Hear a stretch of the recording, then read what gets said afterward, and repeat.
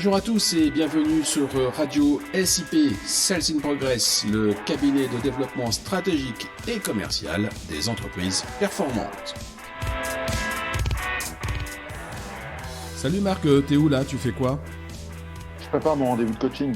Ah, c'est bien ça. C'est très professionnel de préparer ces rendez-vous.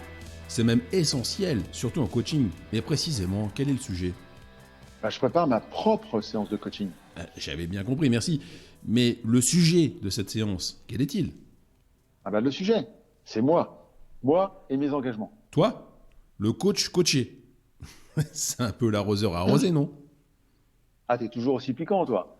Être coaché à son tour est très important pour un coach. Cela fait partie des garanties de professionnalisme qu'il peut apporter à ses clients. C'est une sorte de maintenance des compétences et des capacités indispensables pour assurer un travail de qualité. Bon, admettons, mais je maintiens que ça fait bizarre. C'est un peu comme si tu n'étais pas sûr de toi. Je te donne un exemple. Nadal, sur les 16 dernières éditions de Roland-Garros, il en a gagné 13. Donc, il est à peu près sûr de lui. Eh bien, crois-moi ou pas, il s'entraîne continuellement, évidemment, mais il continue aussi à prendre des cours. C'est la seule façon pour lui de rester au top. Aussi bon sois-tu dans un domaine, tu ne peux te passer du regard affûté d'un professionnel extérieur pour t'améliorer, pour te faire progresser. D'accord, mais être coaché comme ça ne veut rien dire. T'as bien un angle d'attaque, une problématique précise à travailler. Ah oui, mon sujet, c'est la gestion du temps. Qu'est-ce que tu as encore à apprendre sur ce sujet? Tu as tous les outils et tu es même référencé comme formateur expert sur la gestion du temps. Alors, mon coach de coach m'amène à revisiter les outils pour trouver de nouvelles façons de faire. C'est comme le sport ou la musique. Il faut faire et refaire ses gammes pour trouver le geste. Alors, explique-moi comment cela fonctionne. Dans un premier temps, nous échangeons. Puis, à la fin de la séance, je prends des résolutions. Ces rendez-vous réguliers m'obligent à mettre en place mes résolutions. C'est là un extraordinaire atout, un vrai plus.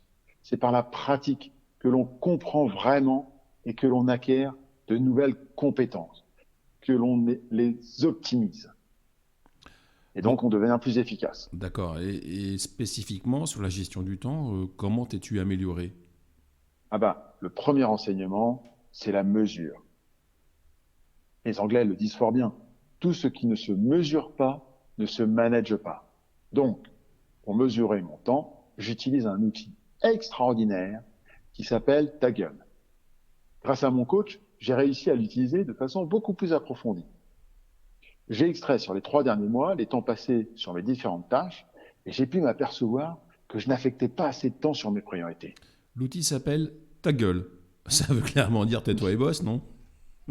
Oui, ça y est, l'anti-geek ressurgit. L'outil s'appelle Toggle. T-O-G-G-L. Mais il ne fait pas tout. C'est couplé à l'accompagnement régulier de mon coach que je l'exploite pleinement. Je réalise que les tâches me prennent toujours plus de temps que je ne l'imagine. Pour le moindre mail avec un peu de contenu, il faut facilement 20-30 minutes. Donc ça veut dire qu'il faut bien choisir son créneau. Comment ça, choisir son créneau? Un créneau de 30 minutes pour rédiger et envoyer mon mail. Le pire en matière de gestion du temps, c'est le papillonnage. Tu commences une tâche, tu ne la finis pas, tu en commences une autre. À la fin de la journée, tu as plein de dossiers ouverts et aucun n'est fermé. C'est une situation toxique à bien des égards, vis-à-vis de tes différents interlocuteurs qui ne peuvent clôturer leur sujet de leur côté. Cela peut même être préjudiciable pour les affaires.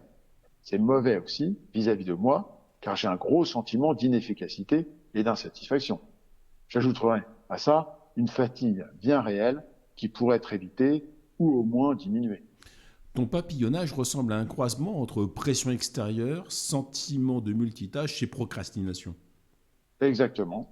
Pression extérieure, il faut savoir prioriser les actions et ne pas se laisser happer par les demandes intempestives.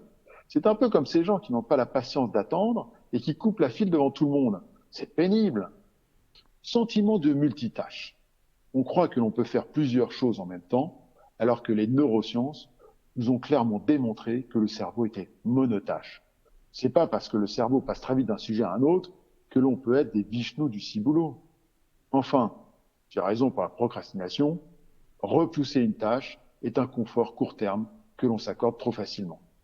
Et tu as des solutions contre cela? Heureusement, oui. D'abord, il y a la discipline personnelle, qui permet de mieux résister à la pression temporelle.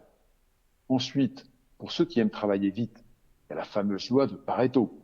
80% de réalisation de la tâche est largement suffisant pour faire le job. Donc, on peut très souvent gagner 20% de temps en détails rarement utiles ou rarement perçus. C'est énorme, 20% de temps gagné. Mais alors, est-ce qu'on peut faire encore mieux? Ah ben, on peut utiliser la matrice d'Eisenhower en classant les actions en 4 catégories, de la plus inutile ou futile à la plus urgente et importante. Je viens de te citer les outils les plus connus. Il en existe d'autres.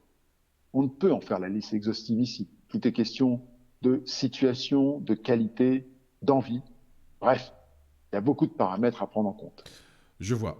Je vois l'utilité des outils et surtout l'accompagnement qu'il est nécessaire d'avoir pour choisir, appliquer et leur faire exprimer tout leur potentiel d'efficacité et de rentabilité.